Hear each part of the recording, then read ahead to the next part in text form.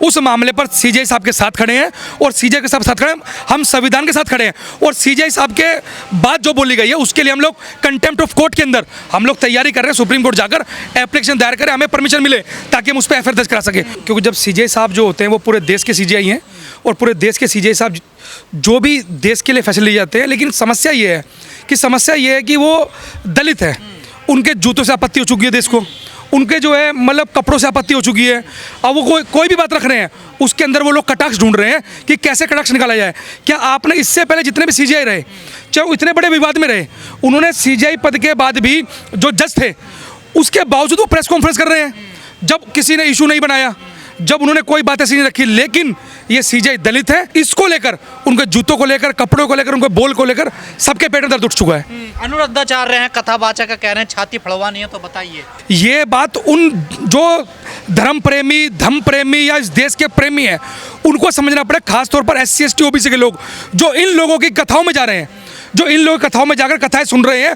और कथाओं में ये बताया जा रहा है, कथाओं में जो महाराज है, जो अपने आप को देवकीनंदन ठाकुर जो है, अन्य जितने भी महाराज हैं, अनुराधाचार्य हैं, जितने भी महाराज हैं, ये इस लेवल की बातें रख रहे हैं कि किस तरीके से समाज के अंदर विभाजन पैदा हो।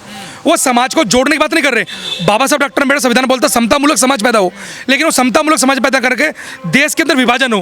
कैसे SC ST OBC शूद्र जो पहले काउंट होते थे उनको शूद्रों पर कैसे पहुंचाया जाए, उसकी तैयारी वो लोग कर रहे हैं।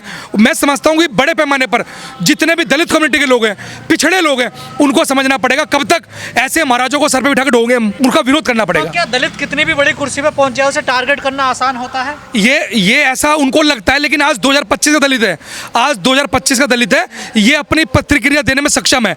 आप जैसी प्रतिक्रिया दोगे, आपने देखा जैसे उनको ट्रोल किया वैसे बहुत सारे दलित लोग, बहुजन लोग, हम जैसे लोग लगातार उनके सपोर्ट में खड़े हो गए आगे। तो आज वो दलित नहीं है कि वो सुनेगा और चुप बैठ जाएगा, संविधान के दायरे में रहकर अपनी पूरी प्रतिक्रिया देगा। ये भी कहा जा रहा है कि वो बौद्धिस्ट अम्बेडकरवादी हैं इसलिए हिंदुओं को टारगेट नहीं, ऐसा बिल्कुल नहीं है। मैं आपको बता दूं, उसी को लेकर ये कंटेम्प्ट ऑफ कोर्ट है, उसके लिए हम लोग सुप्रीम कोर्ट जाने की भी तैयारी कर रहे हैं कि सुप्रीम कोर्ट जाकर इनकी जो कंप्लेंट है वो फाइल की जाए और हमें परमिशन मिले कि हम लोग उनके खिलाफ जो है एफआईआर दर्ज करा सके।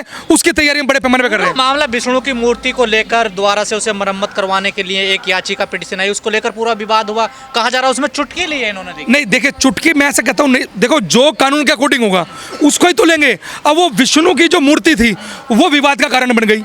अगर उसके अलावा कोई और होता तो मैं समझता हूँ संविधान के दायरे में जो रहकर उचित होता वो काम करते। अब जब वो ये बोलते हैं, आपने देखा होगा सीजेआई क्या बोल रहे हैं, पूर्व सीजेआई बोल रहे हैं कि मैं भगवान के पास जाके बैठा, जब भगवान ने मुझे सद्बुद्धि दी तब मैंने जो है राम मंदिर फैसला दिया। तो मतलब वो सद्बुद्धि ले रहे हैं भगवान से, और हमारा व्यक्ति जो संविधान के दायरे में रहकर काम कर रहा है तो उसके अंदर वो कह रहे हैं कि ये धर्म के खिलाफ है, ये हिंदू धर्म के खिलाफ है। ये सिर्फ और सिर्फ जो है देश को गुमराह करने के लिए, कैसे एक दलित वो इतनी बड़ी चेयर पे बैठ गया, इस बात का पेट में दर्द है कि ऐसे SC के लोग बड़े बड़े पद पर, चाहे सीजीआई हो, चाहे UPSC टॉप करना हो या अन्य किसी मामले पर आगे बढ़ना हो या टॉप का राजनीति बनना हो, तो जैसे हमारे लोग बनते हैं अपने दम पर, उनके लोगों को पेट में दर्द स्टार्ट हो जाता है। ये कैसे लोगों को जगा रहे हैं? बाबाओं पे कार्रवाई क्यों नहीं होती? खुलेआम ऐसी बातें बोलते हैं। बाबाओं पे कार्रवाई इसलिए नहीं होती कि बाबा जो है, जो हिंदुत्व सरकार है, जो अपने आप को हिंदुओं की ठेकेदार वाली सरकार है, जो ये बोलती है कि ये अमृतकाल है, तो उनकी नज़र में वो अमृतकाल है। वो अमृतकाल के अंदर बाबा को छूट दी गई है कि ये बाबा जो है बड़े पैमाने पर अपने अपशब्द कहें और सरकार उनको जो है संरक्षण दिए हुए है। ऐसी सरकारों को हम लोग विरोध करते हैं और ऐसी सरकारें जो ऐसे बाबों के खिलाफ नहीं करते।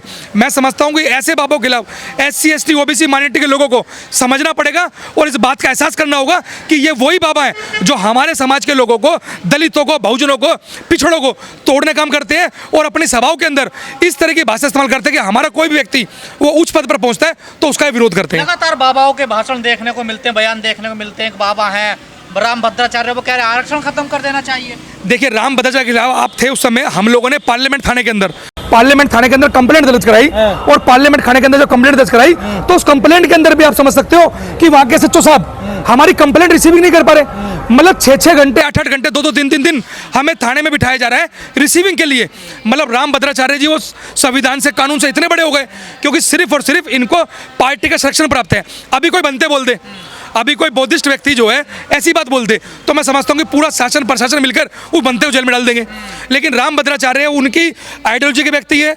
नरेंद्र मोदी जो कहते हैं कि नरेंद्र मोदी मेरे भाई हैं, धीरेन्द्र शास्त्री जी हैं, वो उनके चेले हैं। मतलब इस तरह की बातें वो लोग रखते हैं जिस कारण से पूरा माहौल हिंदुत्ववादी नजर आता है और हिंदुत्ववादी सरकार ऐसे लोगों को बचाने का काम हमेशा करती आई है और करती रहेगी। सीजेआई साहब को जिस प्रकार की धमकी दी जा रही है तमाम संगठनों द्वारा, तमाम साधु संत द्वारा, तो क्या आपको नहीं लगता जो अम्बेडकरवादी या बौद्धिस्ट लोग हैं उनको साथ आना चाहिए सही? मैं आपको बता दूं, हम उस मामले पर सीजेआई साहब के साथ खड़े हैं और सीजेआई के साथ खड़े हैं, हम संविधान के साथ खड़े हैं। और सीजेआई साहब के बात जो बोली गई है उसके लिए हम लोग कंटेम्प्ट ऑफ कोर्ट के अंदर हम लोग तैयारी कर रहे हैं, सुप्रीम कोर्ट जाकर एप्लीकेशन दायर करें, हमें परमिशन मिले ताकि हम उस पर एफआईआर दर्ज करा सके, उसकी तैयारी हम लोग कर रहे हैं। लगातार दलितों को टारगेट किया जा रहा है, आखिर क्या करें दलित, बताइए। देखिए, दलितों को टारगेट इसलिए किया जा रहा है, मैं बता दूं कि उनको पता लग चुका है कि जो दलित कम्युनिटी की जो बड़ी जातियां हैं, वो बड़ी बड़ी जातियां जो हैं वो आरएसएस के संघ के चंगुल से आज़ाद हो चुकी हैं।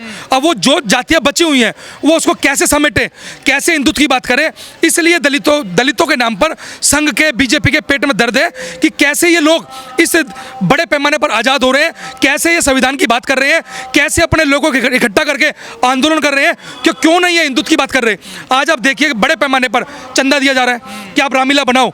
मतलब आज रामलीला से जब हिंदुत्व जो मतलब दलित लोग हैं, पिछड़े लोग हैं, जब रामलीला से अपने आप को बचा के चल रहे हैं तो बड़े बड़े चंदा, बड़े बड़े गुणगान किया जा रहा है ताकि वो लोग लगे रहें। पर एक बात भी सामने आती है लाखन जी, ये कहा जाता है कि ये जो अम्बेडकरवादी या बौद्धिस्ट हैं, खासकर दलित जो हैं, ये हिंदू धर्म को ज्यादा टारगेट कर रहे हैं, ज्यादा निशाने पर ले रहे हैं, ये भी एक सबसे बड़ा। नहीं, मैं ऐसा नहीं मानता हूँ। टारगेट आप देखिए, जब भी कोई दलित हो, पिछड़ा हो, बहुजन हो, जब भी वो अपनी बाइट दे रहा है, आप हमेशा हमारी बाइट लेते हैं तब लेते हैं जब वो कोई हिंदू धर्म का ठेकेदार जो दलितों पर, संविधान पर ऐसी अपमानजनक टिप्पणी करता है, तब दलित लोग एक्टिव होते हैं और बताते हैं कि हम लोग जिंदा हैं। और आज हम लोग जिंदा हैं तो जिंदा होने का एहसास हम लोग लगातार सरकार को, शासन को, प्रशासन को और ऐसे लोग जो दुराचारी हैं, जो ऐसे लोग जो संविधान के विरोध में बात कर रहे हैं, उनको हम लोग एहसास कराते रहेंगे। हर साल लगातार देश भर में कितने कार्यक्रम होते हैं जहाँ से खबरें आती हैं कि दलित हिंदू धर्म को छोड़ रहे हैं, आखिर क्यों छोड़ते चले जा रहे हैं? भाई, दलित हिंदू धर्म को इसलिए छोड़ रहे हैं कि जैसे जैसे दलित जाग रहा है, यही तो संघ के पेट में दर्द है कि दलित लोग जो बौद्ध धर्म भी ग्रहण करना चाहते हैं, कुछ कर भी रहे हैं, वो नहीं भी कर रहे हैं, लेकिन वो हिंदू धर्म से अपने आप को जो है वो हटाते जा रहे हैं। उसका कारण यही है कि किसी प्रकार से भी दलितों को रोका जाए, लेकिन दलित बड़े पैमाने पर संविधान को मान रहा है, संविधान को पढ़ रहा है और अपने हक अधिकार के लिए वो फाइट कर रहा है। जब उसे पता लगता है कि मेरे हक अधिकार कहाँ सुनिश्चित है, उसे लगता है संविधान में सुनिश्चित है, इसलिए वो अन्य ग्रंथों को वो छोड़ता हुआ आगे बढ़ रहा है। नहीं, यही कहा जा रहा है इससे तो हिंदू धर्म कमजोर हो जाएगा। देखो, हमें हिंदू धर्म ताकत में, कमजोर है, मुझसे कोई फर्क नहीं पड़ता। हमें फर्क पड़ता है कि दलित सपने तो जो हिंदू राष्ट्र बनाने के, उनके सपने तो वो चूर चूर होंगे। आज हिंदू राष्ट्र के नाम पर सिर्फ और सिर्फ खोखले वादे किए जा रहे हैं। जिसको वो हिंदू बोल रहे हैं, जिस दलितों को वो हिंदू में काउंटिंग कर रहे हैं, आज दलितों की स्थिति क्या है? आज वो ठेकेदारी पे नौकरी करने मजबूर है। आपने आरक्षण से लेकर 13 पॉइंट रोस्टर से लेकर तमाम मुद्दों पर आप दलितों को पिछाड़ने की बात कर रहे हैं, और जब दलित पिछड़ रहा है तो आपको लग रहा है कि हिंदू धर्म कमजोर हो रहा है। अरे, आप लोगों ने तो दलितों के सारे अधिकार छीने।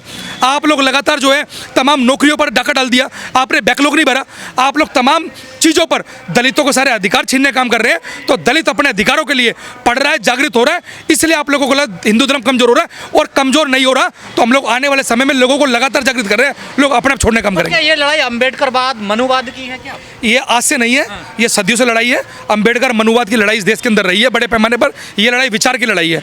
जो विचार संविधान के राह में रोड़ा बनेगा और एक संविधान के पक्ष में विचार खड़ा है, तो इस विचारों को टकराव है। मैं समझता हूँ कि संविधान के पक्ष में जो लोग हैं वो लोग जीतेंगे। नहीं, जिस मनुस्मृति का आप लोग इतने बड़े पैमाने पर विरोध करते हैं, लेकिन कुछ लोग तो उसे धर्म ग्रंथ मानते हैं, उसके अनुसार चलना। देखिए, हम मनुस्मृति का तो बाबा साहब डॉक्टर अम्बेडकर मनुस्मृति जलाया भी। बाबा साहब डॉक्टर अम्बेडकर उच्च कोटि के विद्वान रहे इस देश के, पूरे वर्ल्ड के। जब वो विद्वान व्यक्ति मनुस्मृति को जला रहा है तो उसके ऊपर हमें शंका करने की जरूरत नहीं है, उस पर सोचने की जरूरत नहीं है कि हमारे महापुरुषों ने को जलाया है तो हमारे विरोध की बात होगी उसके अंदर। जब ऐसा कुछ नहीं है। राम भद्राचार्य या तमाम लोग, आज आप देखिए मनुस्मृति के अंदर क्या किया जा रहा है। मनुस्मृति के अंदर जो है काट छाट करके सही किया जा रहा है। वो क्या बोल रहे हैं? ढोल गवार पशु शूद्र नारी सब टाड़न के अधिकारी।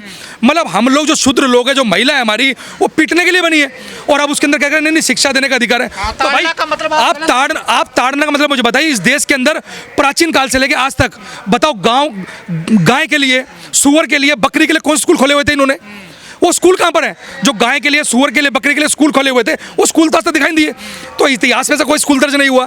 तो ये सिर्फ और सिर्फ अपने आप को बचाने के लिए तरह तरह के शब्द गढ़े जा रहे हैं। लेकिन मैं समझता हूँ कि ये शब्द हम लोग जान चुके हैं, पकड़ चुके हैं। अब ये कितना भी गढ़ ले, हम लोग इनकी बातों में आने वाले नहीं है। ना, जिस तरीके का ये आंदोलन विरोध चल रहा है, इसका नतीजा क्या निकलेगा? कई जगह तो टकराव की स्थिति आ जाती है। नहीं, टकराव की स्थिति हम लोग चाहते हैं शांतिपूर्ण तरीके से संविधान के दायरे में रहकर हम अपनी बात को रखें और अपनी बात को मनाने की कोशिश करें।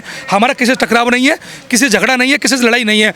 देश के अब सब लोग नागरिक हैं और नागरिक इस देश के अंदर अपनी आवाज़ को उठाने के लिए संविधान राइट दे रहा है। सब लोग अपनी आवाज़ उठा रहे हैं, इसमें कोई दिक्कत नहीं है। आज यहाँ पर भी हजारों लोग दीक्षा ले रहे हैं अम्बेडकर भवन में जी। तो इससे तो हिंदू धर्म कमजोर होगा लगातार। देखिए, हिंदू धर्म बौद्ध धर्म के शिक्षा से कमजोर नहीं हो रहा है।